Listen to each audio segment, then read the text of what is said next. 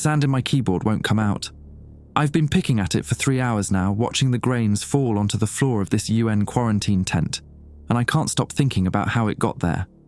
Not from sitting on the ground, not from wind. It got there because I was typing when Dowdy's hand exploded into silica.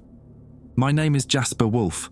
I make documentaries about science expeditions. Used to make them, I guess. Past tense feels appropriate now. 3 weeks ago, I was in my apartment in Toronto, eating ramen and wondering if I should finally give up on freelancing. Then Dr. Arnoud van der Berg called me. He'd seen my doc about the Peruvian mummy bundles, said he had something bigger, way bigger. How quickly can you get to Tanzania, he asked. I was on a plane within 48 hours.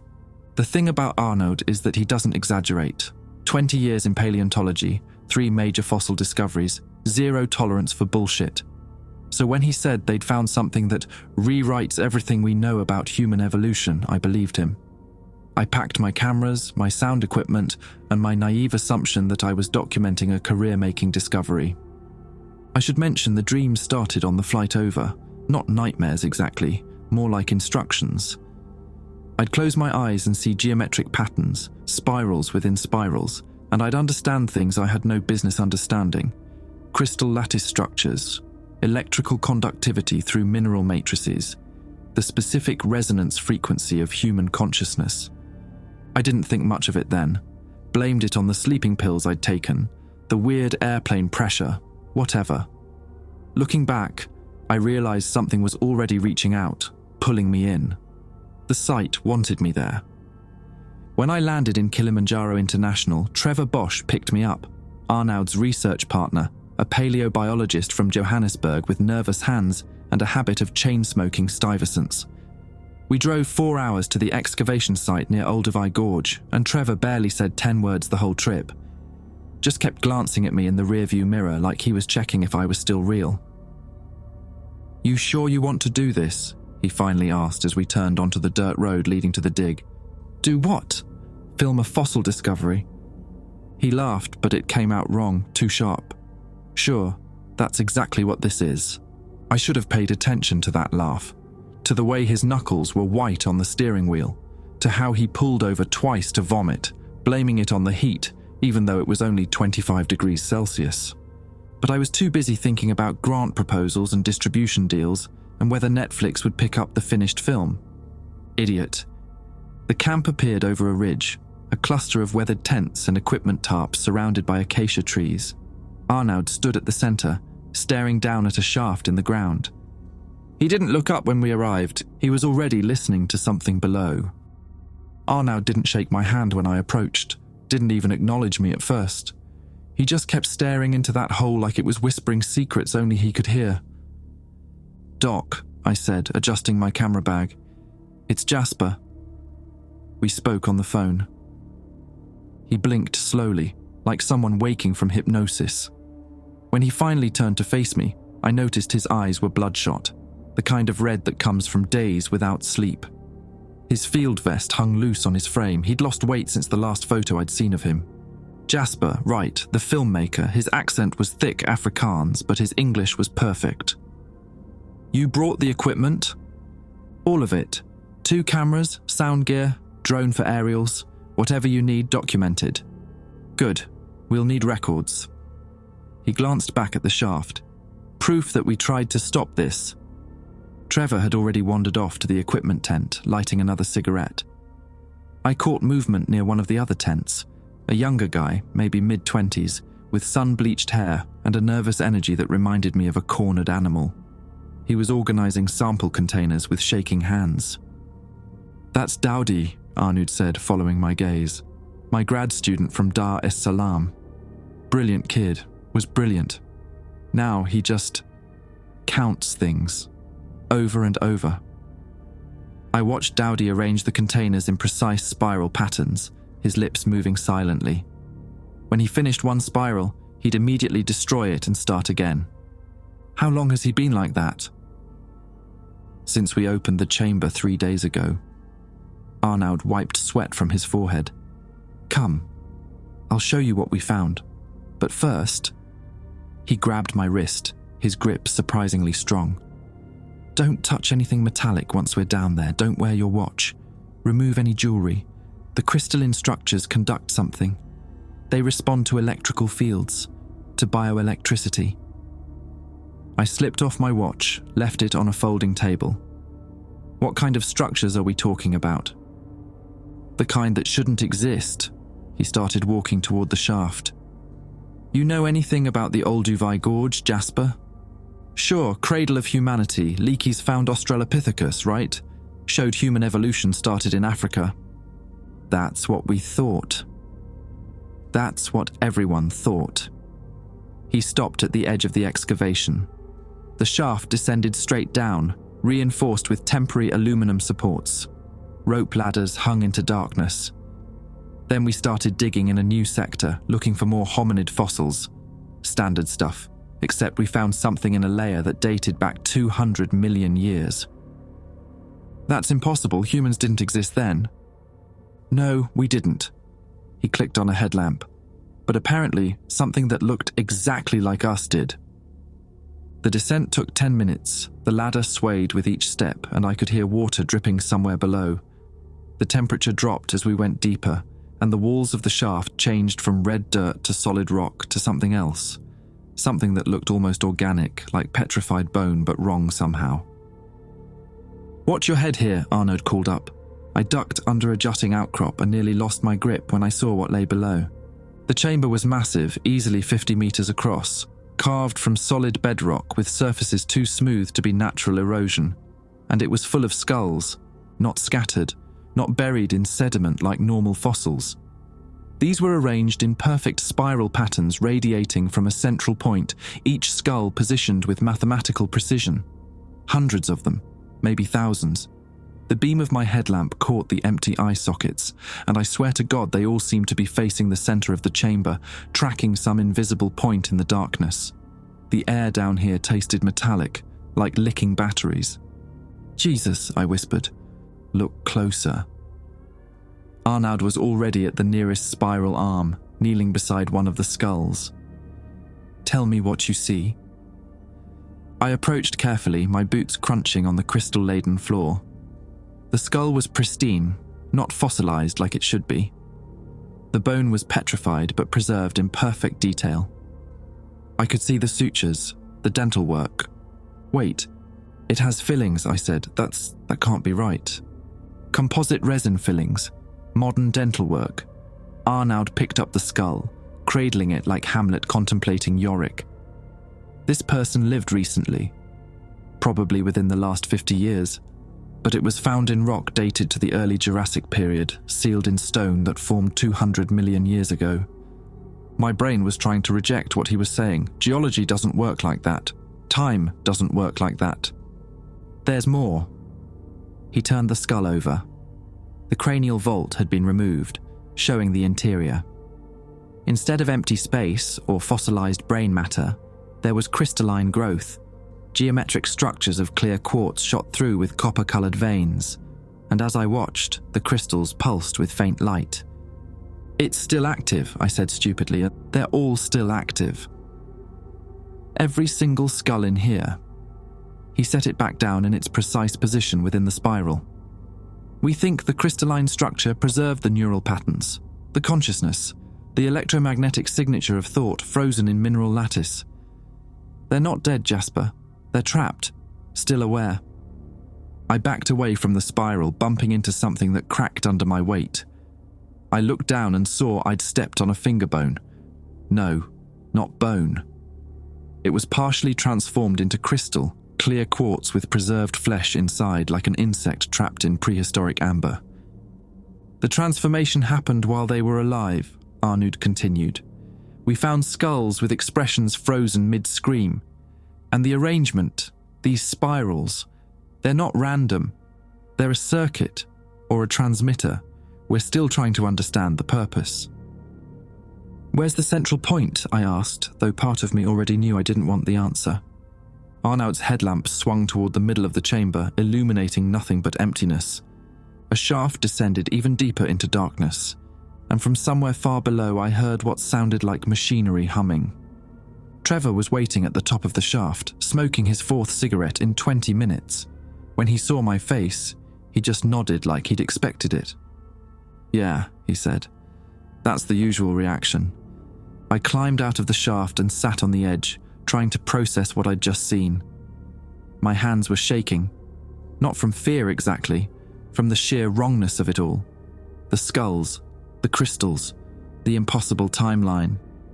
"How long have you known about this?" I asked. 14 days.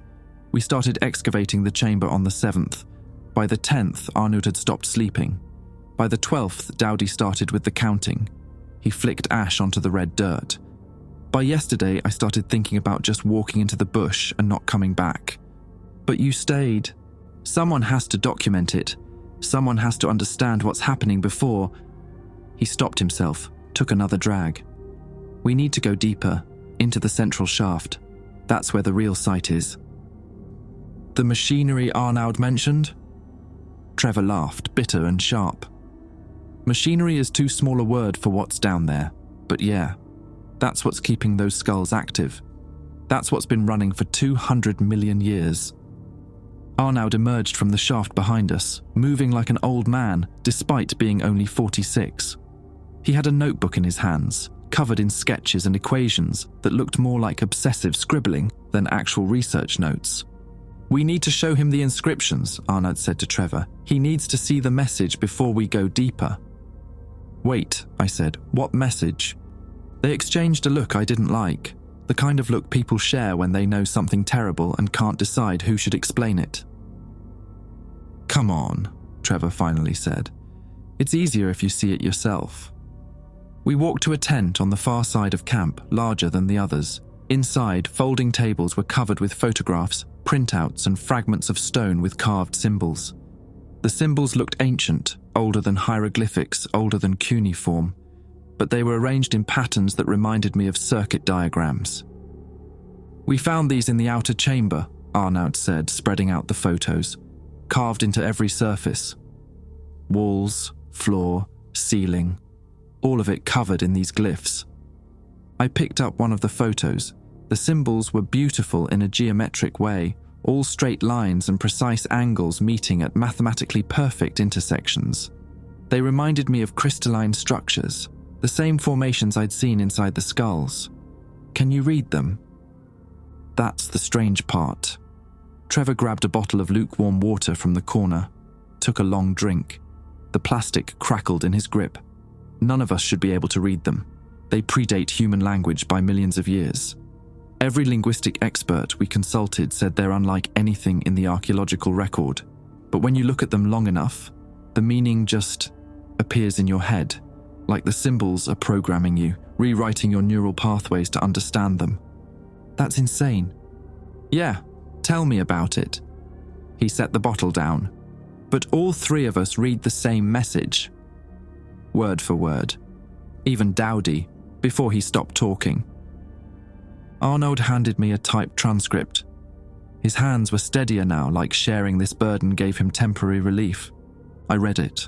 Then I read it again because surely I'd misunderstood. "This is a joke," I said. "I wish it was." The message was simple, clinical, like reading a laboratory report. Humanity version 1. Experiment failed. Consciousness preserved for study. Humanity version 2 currently active above. Prepare for harvest and comparison. The creators return soon to collect data. Version 2, I repeated. We're version 2. Apparently so. Arnaud sat on one of the folding chairs, which creaked under his weight. The skulls in the chamber, they're from version 1. An earlier iteration of humanity that existed 200 million years ago and failed some kind of test. They were harvested, their consciousness extracted and preserved. For what purpose? Study, comparison, quality control. Trevor lit another cigarette. We're lab rats, Jasper. Always have been. And whoever built that chamber, whoever created both versions of humanity, they're coming back to check their work. I wanted to argue, wanted to poke holes in the theory, find the rational explanation. But I'd seen those skulls, seen the crystalline structures pulsing with trapped awareness. And those symbols, I could feel them in my head now, unpacking themselves, revealing meaning I shouldn't be able to understand. "How long?" I asked. "How long until they return?" "We don't know. Could be tomorrow, could be 1,000 years. Arnaud picked up his notebook, flipped through pages of frantic calculations. But something's changed recently. The machinery has been dormant for millions of years, we think. Fossilized, inert. Then 3 weeks ago, it started up again. What triggered it? We did. He looked me straight in the eye. By digging. By finding it. By being here. We activated something. The chamber is preparing for their return. A sound echoed across the camp, Dowdy, outside, laughing. Not normal laughter. High-pitched, broken, like someone had snapped inside him. Trevor stubbed out his cigarette and headed for the tent flap. He's getting worse.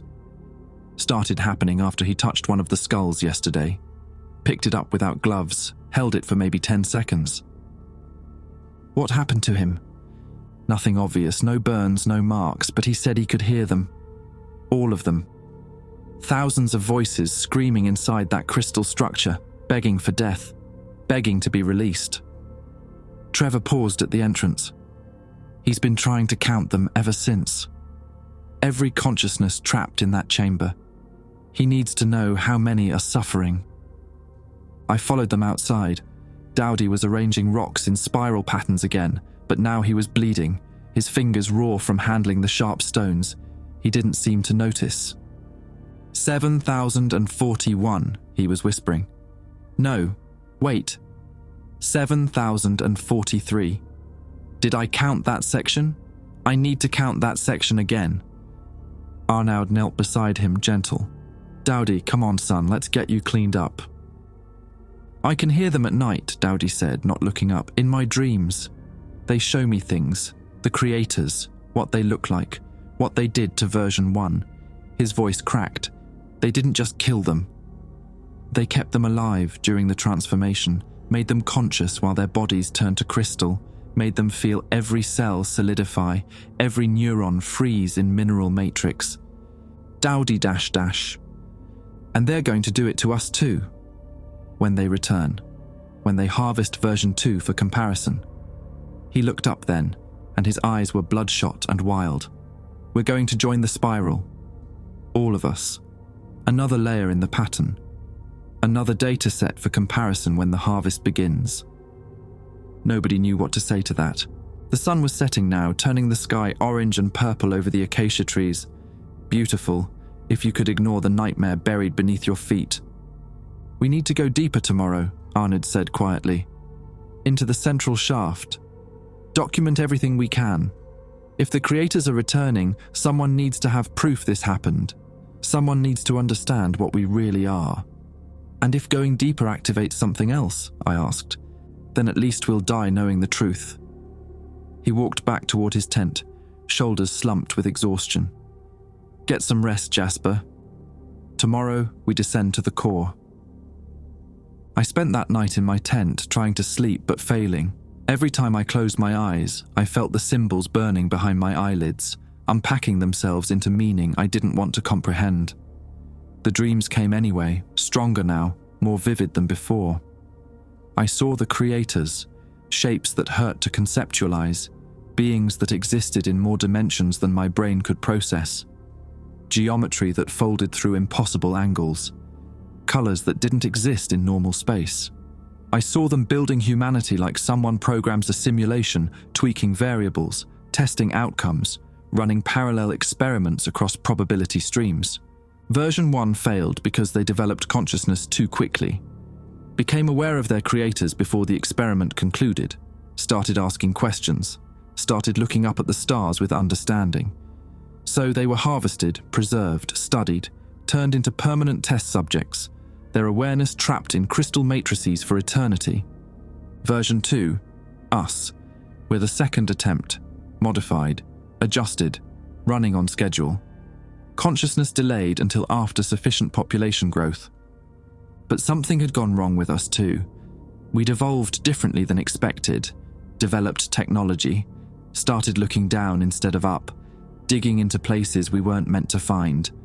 And now, As I lay in that tent listening to Dowdy counting in his sleep, I realized the terrible truth. The creators were returning not to check on us. They were returning to reset the experiment and start again, and none of us were supposed to survive. Morning came with the smell of smoke. Someone had burned breakfast, left the pan on too long. I emerged from my tent to find Trevor already geared up with climbing equipment, checking rope strength with mechanical precision. "Arnaud's already down there," he said without looking up. "Went at dawn, said he couldn't wait anymore." "And Dowdy?" "Sedated. I slipped him something in his water last night. He'll sleep for 8 hours, maybe 10.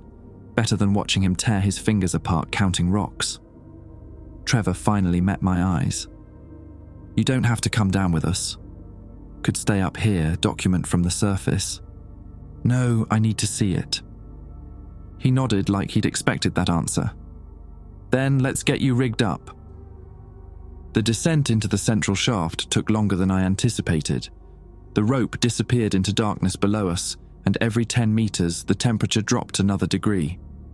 My breath came out in clouds by the time we reached the first platform, a ledge carved into the rock face with those same geometric symbols covering every surface.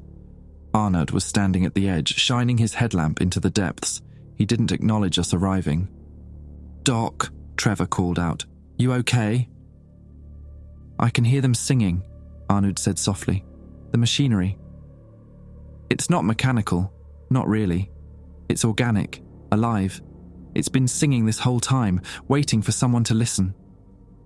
I moved closer to the edge and looked down. The shaft continued for at least another 100 meters, but now I could see structures built into the walls, crystalline growths that pulsed with bioluminescent light, creating patterns that shifted and changed like a breathing heartbeat. The humming I'd heard before was louder here, resonating in my chest cavity, making my teeth vibrate. "We need to reach the bottom," Arnaud said, already clipping into the next rope section. "The core chamber. That's where the harvest mechanism is housed." "Harvest mechanism?" I asked. "The machine that converts living consciousness into crystalline storage, the device that killed version 1 and preserved them." He started descending without waiting for a response.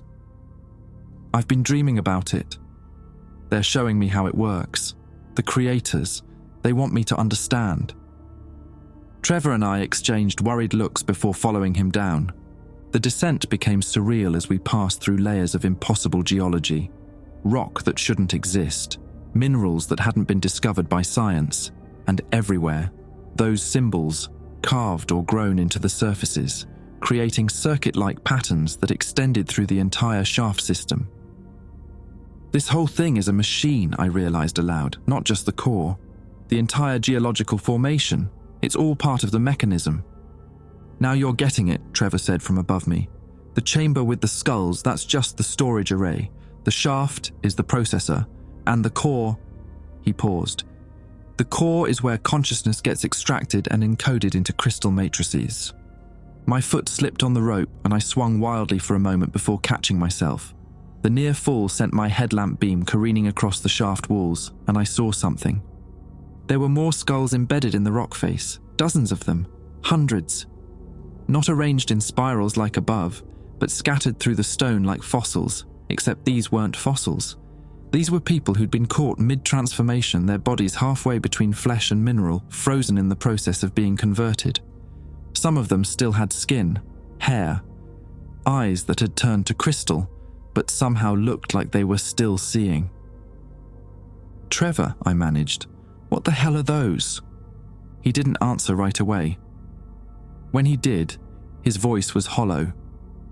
"Version 1 didn't all die at once. The harvest took time.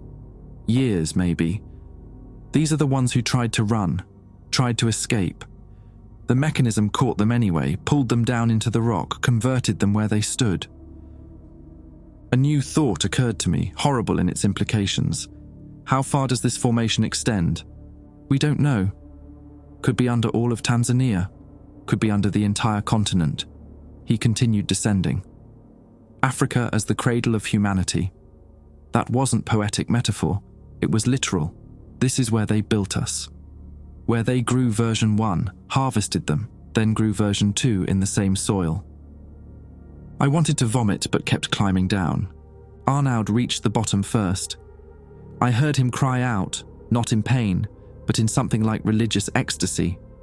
By the time Trevor and I joined him on the cavern floor, he was on his knees, staring at what lay before us. The core chamber was massive, a cathedral of biomechanical horror that defied architectural logic. The walls were covered in crystalline structures that grew like coral formations, branching and fractal, creating impossible geometries that seemed to extend into dimensions my eyes couldn't quite track. All of it connected to a central column that rose from floor to ceiling, easily 20 meters tall and 3 meters wide. The column pulsed with inner light, not quite white, not quite blue, something in between that hurt to look at directly, and left after images burned into my retinas when I glanced away. And around the base of the column were bodies, not skulls, complete bodies, hundreds of them, arranged in concentric circles, all in various stages of crystallization. Some were fresh enough that I could still see their faces, expressions locked in silent screams. Others were nearly complete crystal, their forms preserved in translucent mineral that contained something that still moved inside, consciousness trapped and aware. "This is active," Trevor whispered. "This is happening now. These people are recent." I moved closer to examine one of the bodies and immediately wished I hadn't. It was a man, maybe 30 years old, wearing clothes from the 1970s based on the style. His body was half converted. Legs and torso solid crystal, but his head and arms still flesh, still bleeding where the transformation boundary met living tissue. His eyes were open, moving, looking at me. He was still alive. His mouth worked soundlessly, lips forming words I couldn't hear, but somehow understood.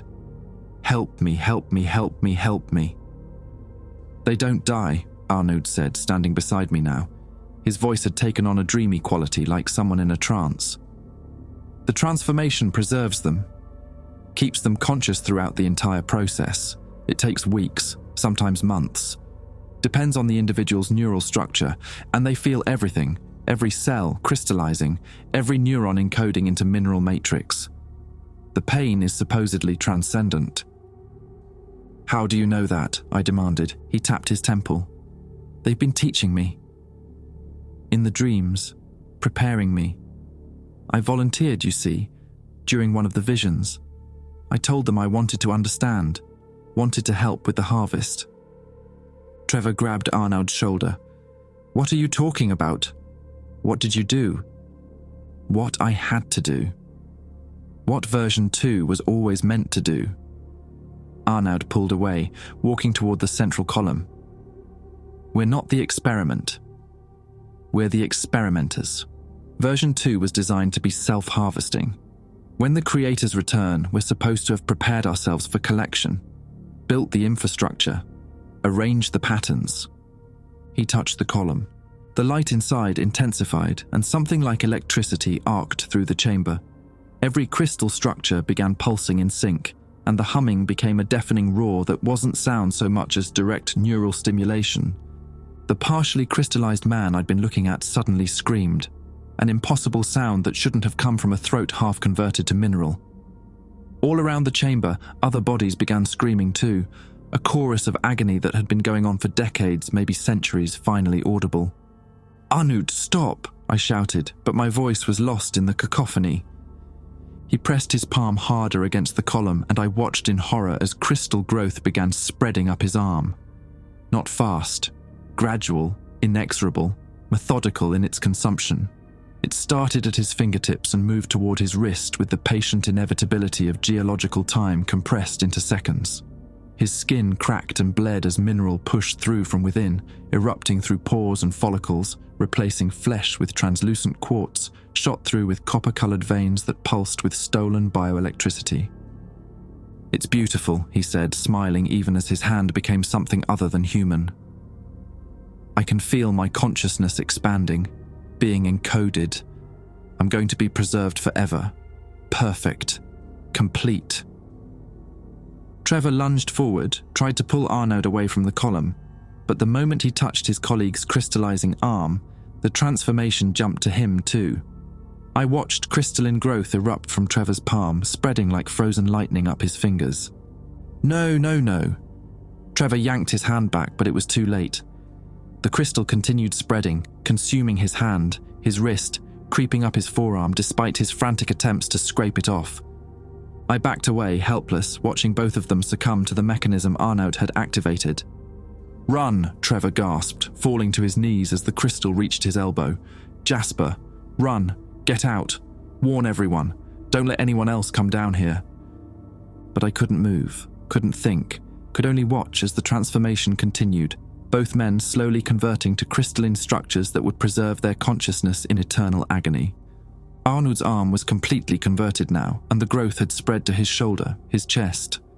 He was still smiling, still touching the column, still whispering about beauty and perfection, and finally understanding the Creator's grand design. Trevor had stopped screaming. His eyes met mine one last time, filled with terror and understanding. "They're coming," he said, voice distorted as crystal formed in his throat. "The Creators. Soon. You need to destroy this before—" His voice cut off as the transformation reached his jaw, converting vocal cords to mineral. Something broke through my paralysis then. Not courage, just raw survival instinct. I turned and ran for the rope, scrambling up the shaft as fast as my shaking limbs could carry me, pursued by the sound of crystalline structures growing and bodies screaming and machinery singing its ancient, patient song. I didn't stop climbing until I reached the surface. I didn't look back until I was out of the shaft entirely. And when I finally did look back, I saw Dowdy standing at the edge, awake despite the sedatives, staring down into the darkness with tears streaming down his face. "They showed me too," he said quietly, "while I was sleeping. Showed me what's coming, what we're all going to become." He stepped closer to the edge. "Dowdy, wait!" He jumped before I could stop him. I heard him hit the first platform, then silence. Then, from deep below, the sound of machinery adjusting its rhythm, processing new material, accepting its offering. The harvest had finally begun. I sat in the equipment tent for 3 hours, staring at my hands, waiting for crystal to erupt through my skin. It didn't happen. Whatever Arnaud had activated, whatever mechanism had claimed him and Trevor and Dowdy, it hadn't touched me. The sun was high overhead when I finally forced myself to move. My satellite phone sat on the folding table, dead. I'd tried calling out twice already. No signal, not interference. The device simply wouldn't connect, like something was blocking transmission from the entire area. I checked my camera equipment. The footage from yesterday was corrupted, replaced with static and those geometric symbols scrolling across the screen. My backup drives, same thing. Every piece of digital storage I owned had been overwritten with the same pattern, the same message I'd seen carved in the chamber walls. They didn't want this documented, or maybe they did, but only in the way they chose. I was inventorying what supplies remained when I heard the vehicle approaching, a Land Cruiser, kicking up dust on the dirt road. My first thought was relief, someone from the university coming to check on the expedition. My second thought was that anyone who came here would end up like the others. I grabbed a flare gun from the emergency kit and stood at the camp perimeter, ready to warn them off. The vehicle stopped 50 meters away, the driver's door opened and a man stepped out, tall, probably 60, wearing a UN observer vest and wire-rimmed glasses that caught the sun. He raised his hands in a peaceful gesture. "Jasper Wolf," he called out. "My name is Dr. Emil Haugen. I'm with the UNESCO Emergency Response Team. We need to talk about what you found here." "Stay back," I shouted, raising the flare gun. "This place isn't safe." There's something in the excavation that converts living tissue to crystalline matrix while preserving consciousness. Yes, we know. He took a careful step forward. "We've known for 17 years. This isn't the first site, Jasper. It's just the first one that someone accidentally activated." That stopped me cold. "What do you mean, the first one? May I approach? I promise you I'm not infected, not converted. I've been studying these sites for nearly 2 decades without incident." He gestured to his vehicle. "I have documents, evidence, things you need to see." I lowered the flare gun but kept my finger on the trigger. "Come ahead, slowly." Dr. Haugen walked toward me with deliberate, measured steps.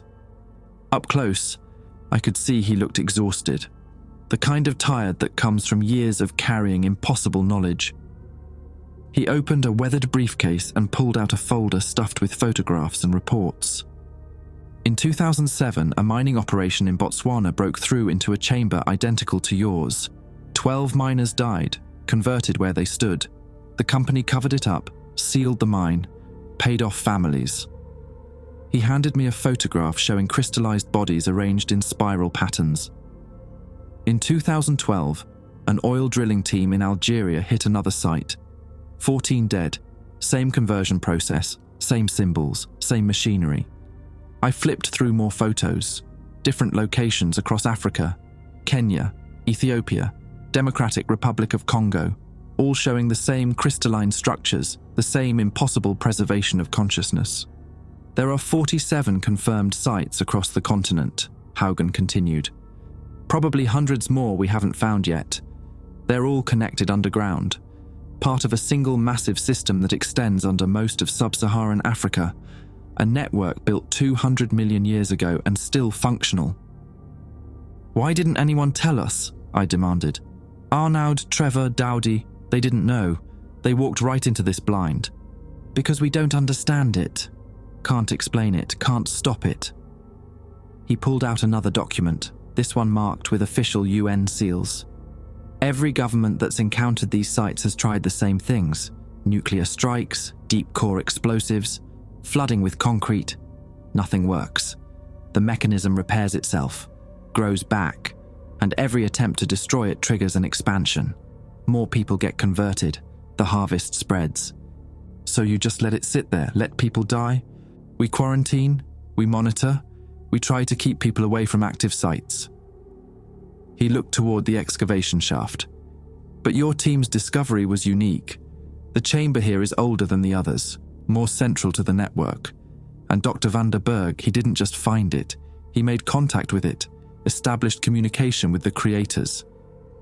In his dreams, I said, remembering Arnaud's words. They were teaching him. Not teaching, programming. The mechanism uses quantum entanglement to interface with human neural patterns. It can reach into your consciousness while you sleep and rewrite your understanding of reality. Make you believe things. Make you want to help with the harvest. Haugen closed the briefcase. I've been exposed to it myself. The dreams, the visions, the geometric patterns that make you understand impossible mathematics. I take suppressants now, specialized medication that dampens the quantum effects on neural tissue. It's not perfect, but it keeps me functional. Do you have more? I asked, hope flaring. The medication? He shook his head. Takes weeks to produce, requires equipment we don't have in the field. And honestly, if you've been down in the core chamber, been exposed to direct contact with the central column, the suppressants probably won't help. The programming runs too deep. I wanted to argue, but I could feel it in my head already. The symbols, the understanding that shouldn't be there. The way I could now visualize the entire network extending underground, a web of crystalline structures and consciousness collectors spanning thousands of kilometers. The message about humanity being version 2, I said, is that real? Were we really created as some kind of experiment? We don't know. The symbols suggest it, but we can't verify anything beyond what the mechanism tells us. Could be truth. Could be another layer of programming designed to make us compliant. Haugen pulled off his glasses, cleaned them on his shirt. What we do know is that the system is preparing for something. The sites have been dormant for millennia, and now they're all activating simultaneously. Whatever the creators are, whatever built this, they're coming back. When? Soon. Maybe months, maybe days. The quantum fluctuations are increasing exponentially. Reality is becoming thinner here, easier for them to breach through. He put his glasses back on. That's why I'm here. The UN is establishing a perimeter around this site, 10 kilometers in all directions. No one in, no one out. We're calling it a biohazard containment zone. What about the people already converted? Arnaud, Trevor, the others. Are they just going to stay down there? What would you have us do? We can't extract them, can't reverse the process. They're no longer human, Jasper. They're storage media now. Hard drives made of meat and crystal, preserving consciousness for the creators to analyze when they return. The casual cruelty of that description made me want to hit him. They're still aware. Still suffering. Yes, and there's nothing we can do about it. He started walking back toward his vehicle. The containment team arrives in 6 hours. I'd suggest you gather whatever personal effects you want to keep and prepare to be relocated. You'll need to undergo decontamination, psychological evaluation, and indefinite monitoring. Anyone exposed to an active site becomes a potential vector for the conversion process. Wait, I jogged after him. Why are you telling me this? Why not just quarantine me immediately? He paused with his hand on the vehicle door. Because you survived something that should have killed you. You were in the core chamber when it activated, witnessed the conversion process firsthand, and you're still human. That's unprecedented. Every other person who's gotten that close has either converted immediately or committed suicide to avoid it. Dowdy, I whispered, your colleague made the rational choice, from a certain perspective. Haugen opened the door. The UN wants to study you. Understand why you're resistant. Could be genetic, could be psychological, could be random chance. But if we can figure out what makes you immune, maybe we can protect others. And if I refuse? Then you stay in the quarantine zone until you either convert or die of old age. Those are your options. He climbed into the Land Cruiser. 6 hours, Jasper. Make your decision. He drove away, leaving me alone in a camp full of ghosts. I walked back to the excavation shaft and stood at the edge, looking down. From below, I could hear the machinery, could feel it calling to me, inviting me to return and join my colleagues in the pattern. And somewhere deep in my mind, in places the symbols had already rewritten, I understood what I had to do. Not for the UN, not for humanity, but for the 3 men who'd trusted me to document their discovery and ended up feeding it instead. I was going back down there. Not to join them, to shut it all down. I gathered what I needed from the equipment tent. 2 canisters of liquid nitrogen from the sample preservation kit, a geology hammer, wire cutters, a camping hatchet. Everything Trevor had packed for fieldwork, now repurposed for demolition. The rope ladder swayed as I descended into the shaft for what I promised myself would be the last time. My headlamp carved a cone of light through darkness that seemed thicker than before, more resistant to illumination. The temperature dropped with each meter and I could see my breath crystallizing in the beam, forming tiny geometric patterns that reminded me of the symbols carved into the rock.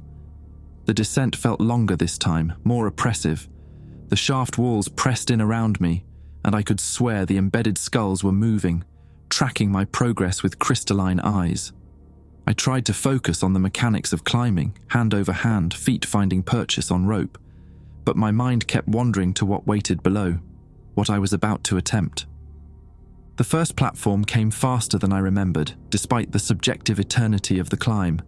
I paused there, checking my equipment, trying not to look at the symbols carved into the rock face, but they pulled at my attention anyway, magnetic and irresistible, and I found myself reading them without meaning to.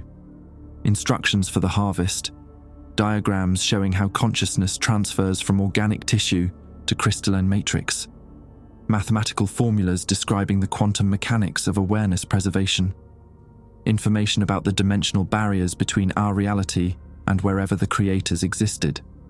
I understood all of it now. That was the worst part. Not the horror of what was happening, but the cold comprehension of how elegantly it worked.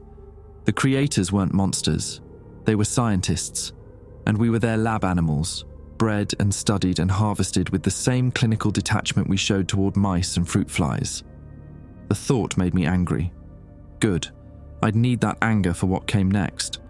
I continued descending, passing the embedded skulls in the shaft walls. In the beam of my headlamp, I saw their crystalline eyes following my movement, tracking me. Whatever consciousness remained inside those petrified heads was aware I was here, aware I was trying to help, or maybe they were trying to warn me away. The core chamber opened below me like the throat of some vast organism. The bioluminescent structures pulsed stronger than before, synchronized now, beating like a single enormous heart. The central column blazed with that in-between color that made my eyes water, and around its base, arranged in their concentric circles, the bodies continued their slow conversion. I could see Arnaut immediately. He was kneeling where I'd left him, hand still touching the column, but the crystal had spread across his entire torso now. His face was half converted, one eye still flesh and moving, the other a perfect sphere of clear quartz that somehow still saw. When he noticed me, his remaining lips pulled into something that might have been a smile. "You came back," he said, voice distorted by the crystal forming in his throat. "I knew you would. You understand now. You can see the beauty of it." "I came back to shut it down," I said, moving toward the column with the liquid nitrogen canister. Trevor was further around the circle, completely crystallized except for his head. His body had become a sculpture of translucent mineral, perfectly preserving every detail of his anatomy in horrifying clarity. I could see his heart, still beating inside the crystal, still pumping blood that had partially solidified into copper-veined glass. Could see his lungs attempting to expand and contract, trapped in solid matter but still trying to perform their function. He tried to speak when he saw me but could only produce a clicking sound, crystal grinding against crystal, like wind chimes made from bones. His eyes pleaded with me, not for rescue, for release, for the mercy of true death rather than this preserved agony. I set down my equipment and circled the column, looking for some kind of control mechanism, some vulnerable point where I could introduce chaos into the system. But the structure was seamless, organic and mechanical at once, with no obvious joints or seams. "You can't destroy it," Arnaud said. "It's been growing for 200 million years. It extends for thousands of kilometers underground. You might damage this node, but the network will repair it. We'll regrow, we'll continue the harvest. Then I'll damage it enough to slow it down. Give people time to evacuate, to run." I unscrewed the cap on the liquid nitrogen canister. "Run where?" "The mechanism is everywhere, under every continent. This is just the African node, the oldest, the first. But there are others. Asia, South America, Antarctica." Arnaud's crystal eye pulsed with internal light. "The creators seeded all of them when they built the first version of humanity. The whole planet is their laboratory." I poured liquid nitrogen at the base of the column. The extreme cold should crack the crystal, introduce structural weaknesses. But the moment the liquid touched the glowing surface, it boiled away instantly, evaporating into steam that carried those geometric symbols. I breathed them in and immediately felt them rewriting my thoughts, adding new layers of understanding I didn't want. "Wrong approach," Arnaud said almost kindly. "The column isn't just crystal. It's a quantum structure that exists partially in other dimensions. Physical attacks won't work. You'd need to disrupt it on a fundamental level. Break the quantum coherence that maintains the consciousness storage." "How?" I demanded. "You can't." "Not with anything you brought." He paused, and I saw something move behind his crystal eye, a shadow that looked like text scrolling across a screen. "But there is another way. A way the creators didn't anticipate." I stopped, turned to face him. "What are you talking about?" "The system is designed to harvest human consciousness, to extract and preserve it. But it's never encountered a consciousness that's been partially converted and then rejected the process." He gestured with his crystallized hand toward me. "You were exposed to the conversion field in the initial activation. Should have started transforming immediately. But something in your neural structure resisted, created an interference pattern I don't understand. Your brain is currently running two incompatible quantum states simultaneously, partially programmed by the creator's symbols, partially still original human consciousness. It's like having two radio stations broadcasting on the same frequency. They create static, interference." His good eye fixed on me with terrible intensity. "If you interface directly with the column, let it try to harvest you, that interference would propagate through the entire network, could crash the system, could free everyone trapped in the crystal matrices." "Could," I repeated, or would. Probably 80% chance of system failure. 20% chance you just get converted like everyone else and nothing happens. And what happens to me in the 80% scenario? Arnaud's face, what remained of it, showed something like sympathy. Your consciousness gets fragmented across the entire network. Billions of shards, each one aware, each one experiencing the conversion process forever. You don't die, you don't get freed. You become the static that crashes the system, and you feel it for eternity. I backed away from the column, my hands shaking. There has to be another way. There isn't. I've been interfacing with the mechanism for 3 days now. I've seen the entire design. This is the only vulnerability, and only because you're a statistical anomaly. 1 in a billion neural structure that can resist the programming just enough to break it.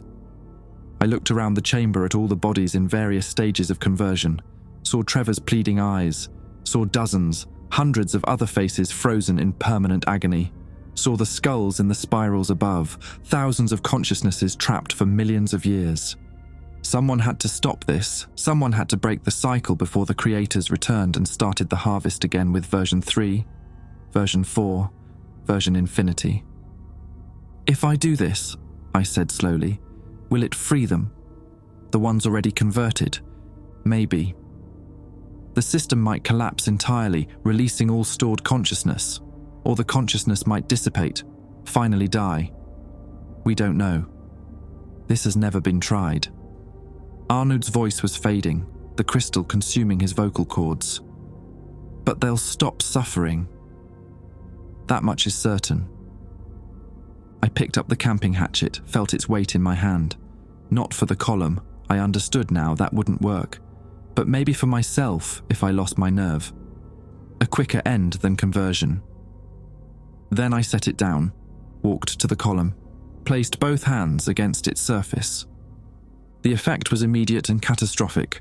Not pain exactly. Pain was too simple a word for what I felt. It was every nerve in my body firing simultaneously while also being slowly unwoven, pulled apart into component threads and examined individually. My consciousness began fragmenting, splitting into millions of parallel awareness streams, each one experiencing slightly different versions of the same eternal moment.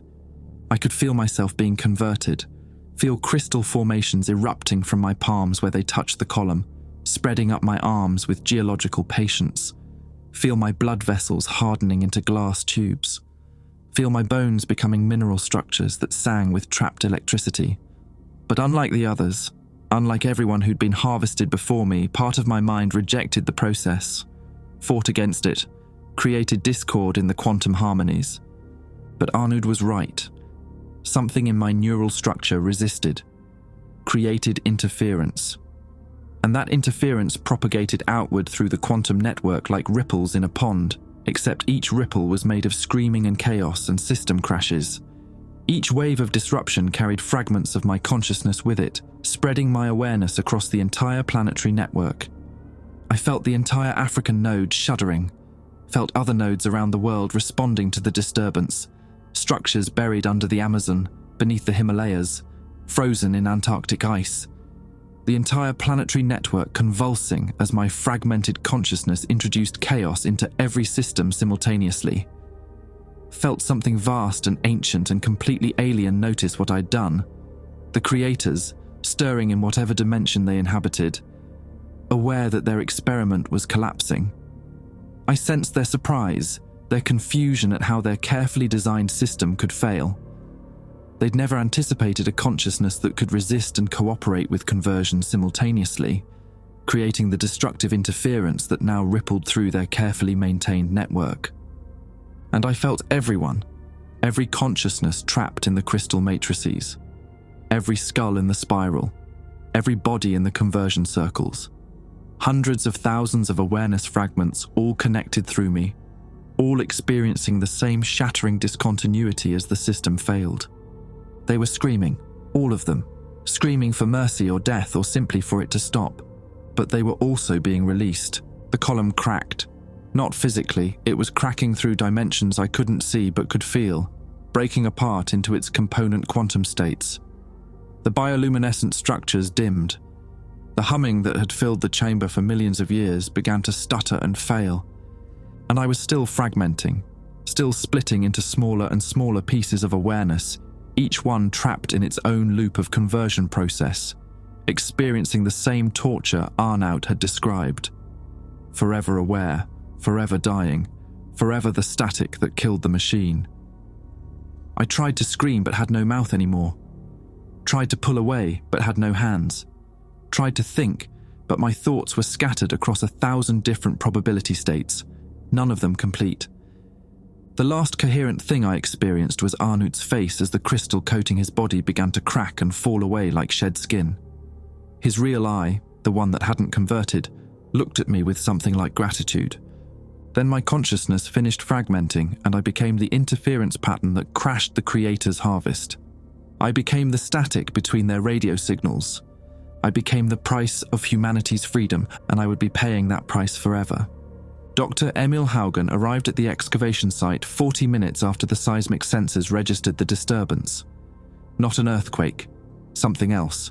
Something that made every quantum detector in his monitoring equipment scream warnings about dimensional instability. The camp was empty, abandoned. Equipment scattered like people had fled in panic, but there were no vehicles missing, no signs of where anyone had gone. He found the shaft immediately, found the rope ladder still swaying from recent use, found the camping gear arranged at the edge, liquid nitrogen canisters, tools, supplies for someone attempting something desperate. "Jasper," he said to the empty air, "what did you do?" He descended alone, against protocol, against every safety regulation the UN had established for active sites. But something fundamental had changed down there, and he needed to understand what. The shaft was different. The symbols carved into the walls had gone dark, no longer pulsing with that bioluminescent glow. The crystalline structures embedded in the rock face had stopped humming. Everything was silent in a way that felt permanent, like a heart that had finally stopped beating after millions of years.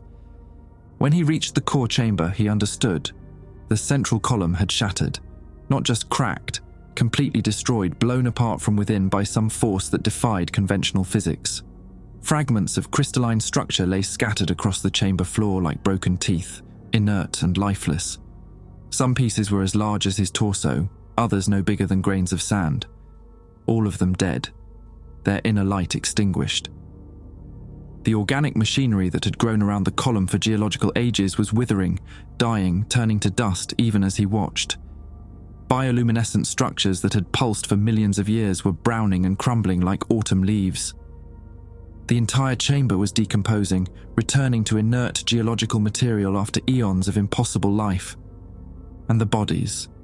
The converted bodies that had been arranged in concentric circles were changing, reverting. The crystal coating them was cracking away like dried mud, falling in sheets and shards to reveal flesh underneath. But the flesh was wrong, grey, desiccated, like mummies thousands of years old, like something that should have decomposed decades ago, but had been preserved by unnatural means. These people had died the moment the conversion stopped. Their bodies, sustained by the quantum process, kept alive by forces that bent the rules of biology, had immediately begun decomposing once the mechanism failed. The smell was overwhelming, not fresh death, but ancient decay, released all at once. Haugen moved through the chamber, documenting everything with his camera until he found Arnaut van der Berg. The paleontologist was still kneeling where he'd been converted, but the crystal was gone. His body was intact, skeletal thin, but intact, and his chest was moving, breathing. "Doc." Haugen knelt beside him, checked for a pulse. Found one, thread and irregular, but present. "Arnaut, can you hear me?" Arnaud's eyes opened, both of them human again, no crystal, though they looked like they'd seen things that would never leave them. When he spoke, his voice was raw, like someone who'd been screaming for days. "He did it. Jasper, he crashed the system." "Where is he?" "Everywhere." Arnaut's hand trembled as he pointed at the shattered column. "He's in the fragments. In the network. His consciousness is scattered across every node on the planet. I can still feel him, screaming. always screaming. Haugen helped him sit up. The conversion, it reversed? For some of us, the ones who weren't too far gone, Trevor... He gestured weakly toward another body in the circle. Trevor was too crystallized. When the system collapsed, there was nothing left to sustain. He just crumbled. Haugen looked where Arnaud indicated and saw a pile of crystal shards roughly in the shape of a human form. No flesh, no bone, just mineral fragments that had once been a person. How many survived? I don't know, dozens maybe, out of hundreds. Arnaud coughed, spat blood onto the chamber floor. The rest died when the network shut down. Their bodies were too integrated with the crystal. They needed the quantum field to keep functioning. And Jasper, he's the static. The interference pattern. He's experiencing conversion and reversal simultaneously across billions of consciousness fragments. Every skull in the spiral, every node in the network. He's trapped in all of them at once, feeling every variation of the harvest process forever. Arnaud met Haugen's eyes. He saved us. Saved everyone. But the price... God, the price he's paying. Haugen activated his radio. This is Haugen. Core chamber is stable. Primary mechanism destroyed. Request immediate medical evacuation for survivors. He paused. And request backup. We need to extract everyone before this entire structure collapses. The response was immediate. Copy that. Teams en route. Haugen, we're getting reports from other sites. The entire global network just went offline. Every node, simultaneously. Confirmed. Subject designated Jasper Wolf interfaced with the core mechanism and introduced a catastrophic failure cascade. The harvest system is no longer operational. What about the creators? Do we have any indication of their response? Haugen looked at the shattered column, at the fragments that supposedly contained pieces of Jasper's consciousness. Unknown. But if they're coming back to check on their experiment, they're going to find it thoroughly broken. He spent the next hour helping survivors out of the chamber. Most were in worse shape than Arnaud, malnourished, dehydrated, psychologically shattered by their time in crystalline suspension. Their bodies had been kept alive but not nourished, maintained in stasis while consciousness remained active and aware. Some had been down there for decades, converted in the 70s and 80s when earlier excavations had unknowingly triggered partial activations.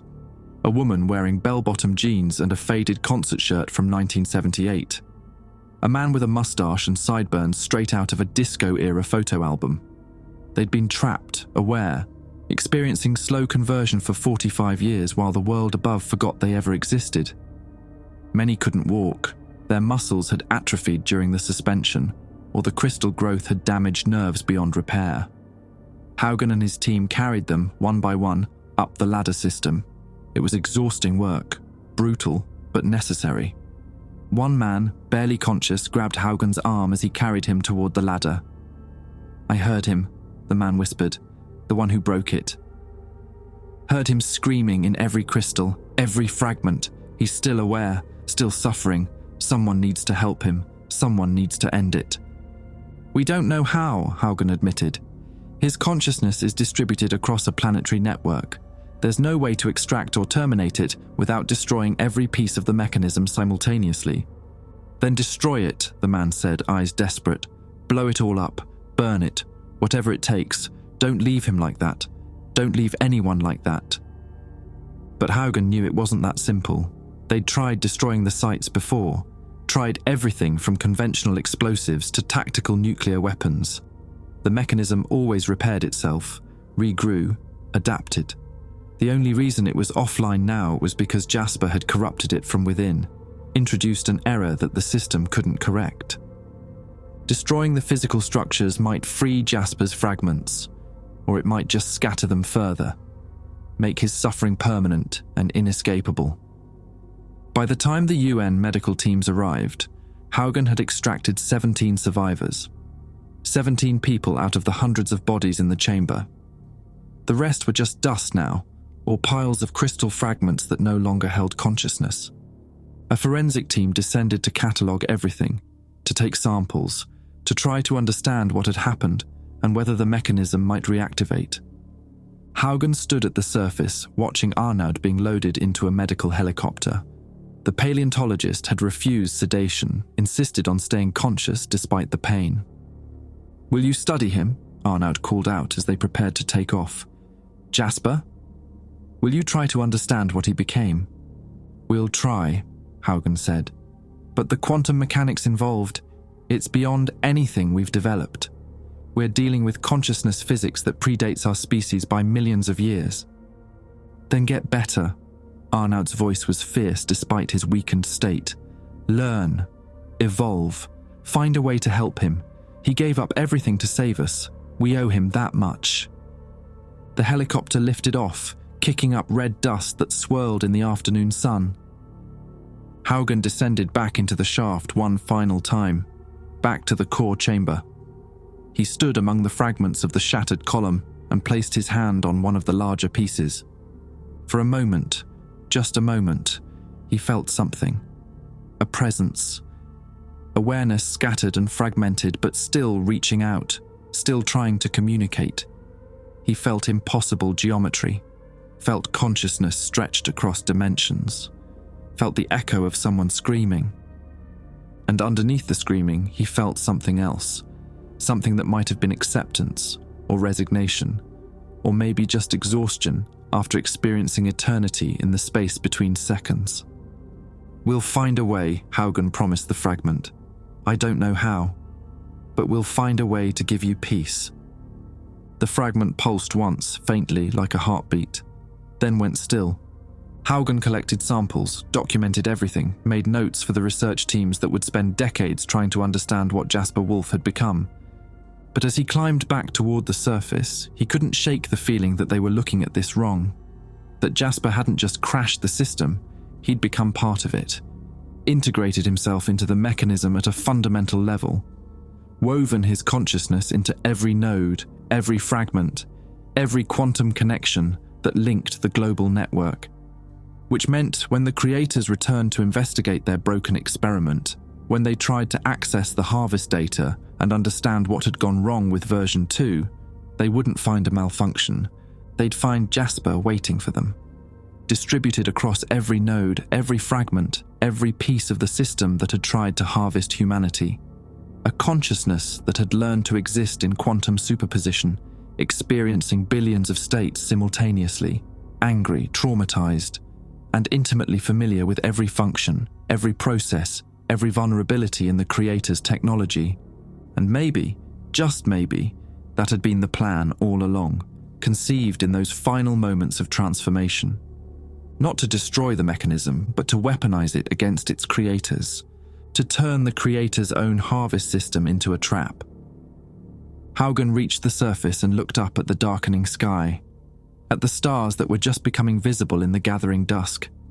Somewhere out there, in dimensions his species couldn't fully perceive, the creators existed. And someday they would return to collect their data, examine their failed experiment. But when they plugged into their harvest network, they wouldn't find compliant subjects. They'd find Jasper Wolf, fragmented, suffering, eternally angry, and very much not alone anymore. 3 months after the network collapsed, the dimensional barriers started thinning. Haugen noticed it first in the data.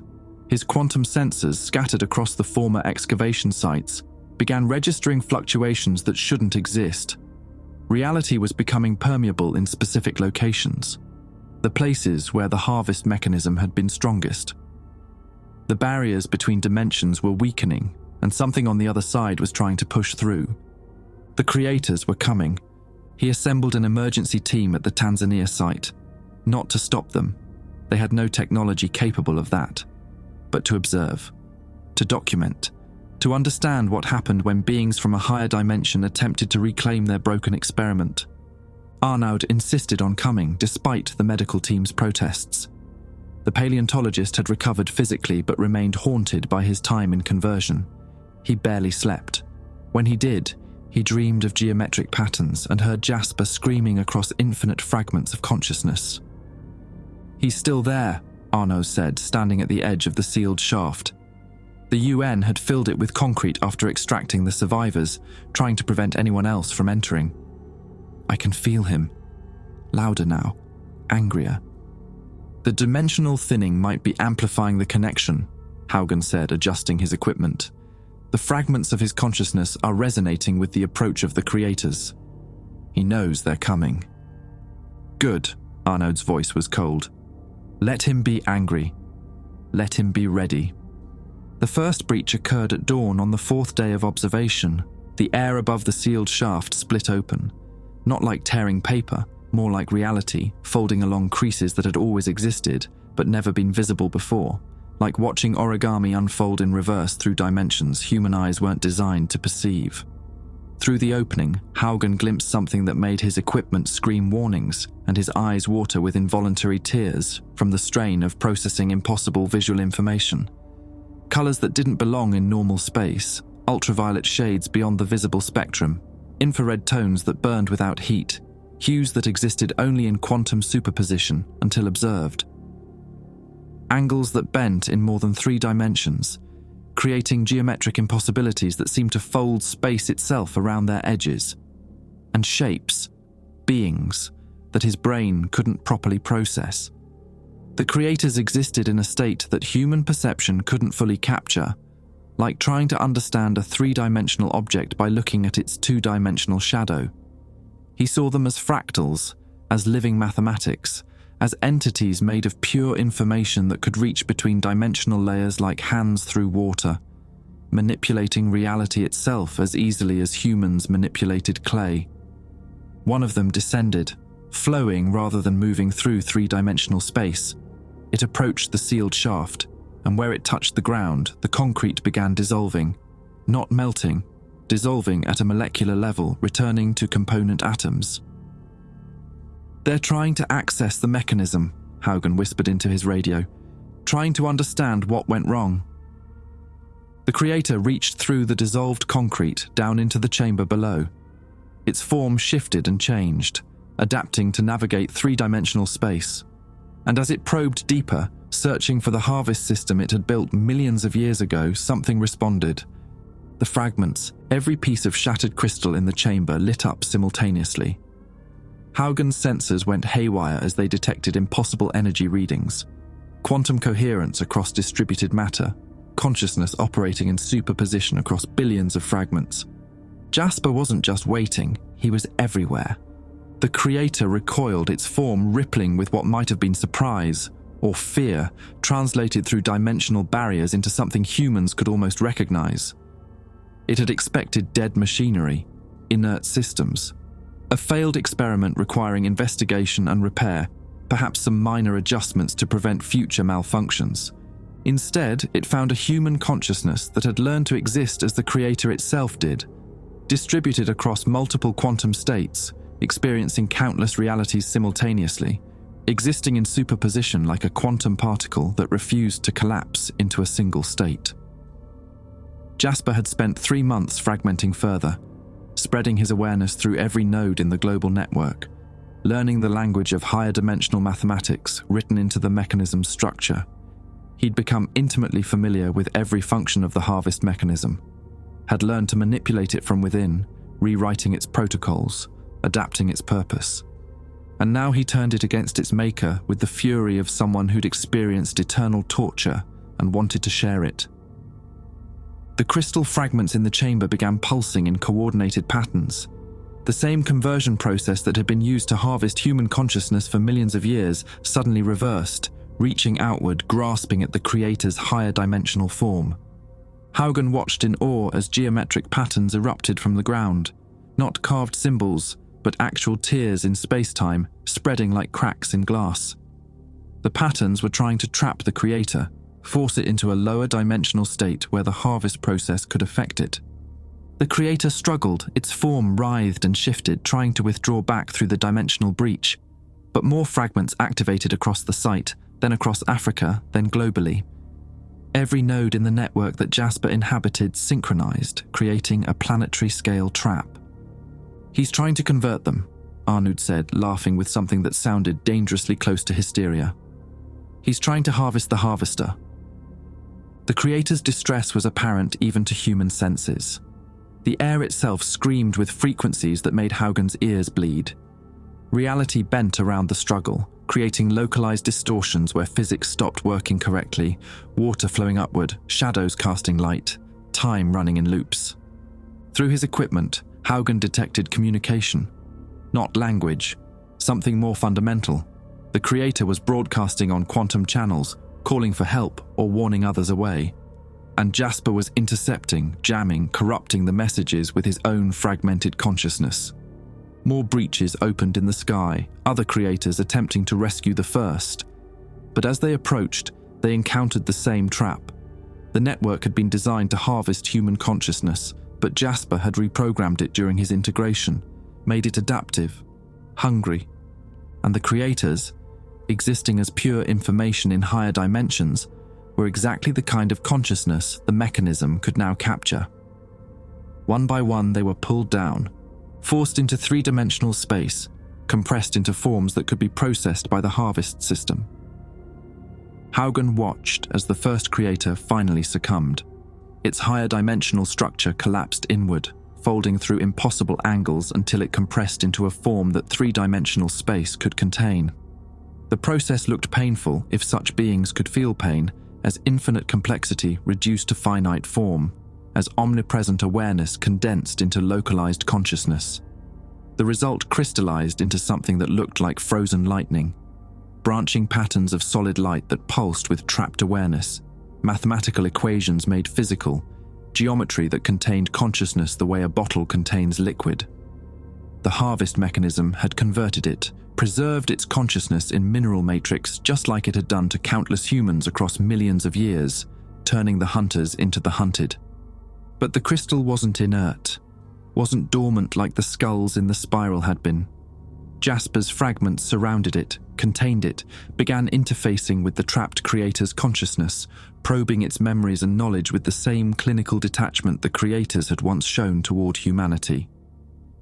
"He's interrogating them," Arnud said, understanding dawning in his voice. "Learning from them, extracting their knowledge of higher dimensional physics, their understanding of consciousness manipulation. He's using the harvest process to steal their technology." More creators fell, each one pulled down and crystallized, each one adding to the growing repository of alien knowledge that Jasper was absorbing through his fragmented awareness. The dimensional breaches began closing. The remaining creators, realizing the trap, withdrew, fled back to whatever dimension they inhabited, abandoning their captured colleagues and their failed experiment. Humanity wasn't their lab animals anymore. We were their predators. The struggle lasted 6 hours. When it finally ended, Haugen's equipment detected 7 crystallized creator forms buried in the chamber below. 7 higher dimensional beings trapped in the same eternal awareness they'd inflicted on countless humans. And through it all, across every fragment, Jasper remained, still suffering, still fragmented, still experiencing the torture of conversion across billions of consciousness shards. But now he wasn't alone in his agony. Haugen descended into the chamber. The concrete had been completely dissolved, leaving the shaft open again.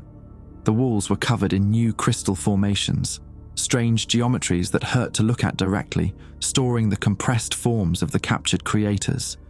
He approached one of the crystallized beings carefully, respectfully, aware he was looking at something unprecedented. Up close, it looked like a sculpture made from mathematics, angles and planes that intersected in impossible ways, surfaces that reflected light from dimensions humans couldn't see. And inside it, he felt awareness, consciousness trapped and aware, experiencing its own form of eternal harvest. "Can you hear me, Jasper?" Haugen asked the chamber. The fragments pulsed in response. Not language. Jasper had moved beyond language. But Haugen understood the meaning anyway, felt it directly in his thoughts through some form of quantum communication Jasper had learned from the creators. Pain, still so much pain. The fragmentation continued. The suffering was eternal, but also purpose, victory, protection. Jasper would remain scattered forever, experiencing conversion across billions of consciousness fragments, would never be whole again, would never find peace or release. But the creators would never harvest humanity again, would never return to check their experiment, would never risk encountering the weaponized consciousness that waited in every node of their planetary network. Earth was quarantined now, not by the creators' choice but by their fear. Humanity had been upgraded from lab animals to biological hazard. "I'm sorry," Haugen whispered to the fragments. "I'm sorry we couldn't find a way to free you." The response came as a feeling more than words. "Doesn't matter. They're contained. We're safe. Worth it." Haugen climbed back to the surface where Arnaud waited, both of them staring at the sky where the dimensional breaches had finally sealed. "What do we do now?" Arnaud asked. "We guard the sites. Monitor them. Make sure the crystallized creators stay contained." Haugen paused. "And we remember what Jasper did. Make sure everyone knows. Make sure his sacrifice isn't forgotten." "He's not dead," Arnaud said quietly. "He's still aware. Still suffering." "I know, but he chose this. Chose to protect us." Haugen started walking back to the equipment tent. "The least we can do is make sure he didn't do it for nothing."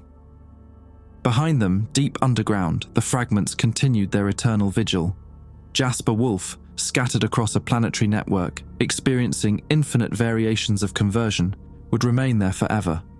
A consciousness trap baited with suffering, a warning to anything that tried to harvest humanity again. A guardian made of suffering and rage, and fragments of a documentary filmmaker who just wanted to record a discovery. The creators would never dare return, not while Jasper was waiting. The sand in my keyboard is still there. I've stopped trying to clean it out. Seems disrespectful somehow, removing the last physical trace of Dowdy from this world. The grains shift when I type, making tiny scratching sounds against the circuitry. Sometimes I imagine they're spelling something, a message, a warning, but that's just grief talking. My name is Dr. Emil Haugen, and I'm writing this from a hotel room in Nairobi, 3 years after the Tanzania incident. 3 years since Jasper Wolf scattered himself across a planetary network to save a species that barely deserved saving. 3 years since we learned that humanity wasn't special, just lucky enough to have produced one person whose neural structure could weaponize suffering. The UN pays me to monitor the sites, all 47 of them. I travel between dead harvest nodes, checking quantum sensors, making sure the crystallized creators remain contained, making sure Jasper's fragments continue their vigil. Most days the readings are stable, the network stays dormant, the dimensional barriers hold, but some days, days like today, I detect fluctuations. Brief moments when Jasper's consciousness coalesces enough to reach out, to communicate something beyond pain. Today's message came through as a feeling more than words. They're still watching, the ones that escaped, they haven't given up on the experiment. I filed my report, added it to the mountain of documentation that grows larger every month. The UN has established a permanent monitoring division. Recruited physicists, consciousness researchers, anyone who might help us understand what Jasper became and whether we can ever free him. So far, nothing. His fragmentation is too complete, his consciousness too distributed. Every attempt to consolidate his awareness causes system instability that risks releasing the trapped creators. So he stays scattered, stays suffering, stays alone. Except he's not entirely alone anymore. Arnaud van der Berg visits the Tanzania site once a month, descends into the chamber and talks to the fragments, tells Jasper about the world above, about the people he saved, about how humanity is starting to understand what was done to us. I joined him last week, sat in that chamber surrounded by trapped higher dimensional beings and fragmented human consciousness, and I asked the question I've been avoiding for 3 years. If you could go back knowing what it would cost, would you still do it? The fragments pulsed. The response came not as words but as emotion transmitted directly into my thoughts through quantum entanglement. Yes. Always yes. They can't harvest us anymore. That's all that matters. But underneath that certainty, I felt something else. Loneliness, exhaustion, the weight of experiencing conversion across billions of fragments for an eternity that had only just begun. He was heroic. He was necessary. He saved our species. And he's been screaming for 3 long years with no end in sight. I'm writing this because someone needs to remember that, needs to understand the true cost. When people talk about the Tanzania incident And they will for generations. They'll focus on the victory, on how humanity fought back and won. But victory came with a price named Jasper Wolf, and he's still paying it. Still fragmenting, still suffering, still standing guard over a species that can never thank him enough. I close my laptop. The sand in the keyboard makes that scratching sound again, and maybe I'm imagining it, but I swear it sounds like someone counting. 1, 2, 3. 7,041 fragments of consciousness scattered across a planet, experiencing eternal conversion, and still protecting us all, still watching over humanity, still waiting for creators who will never dare return,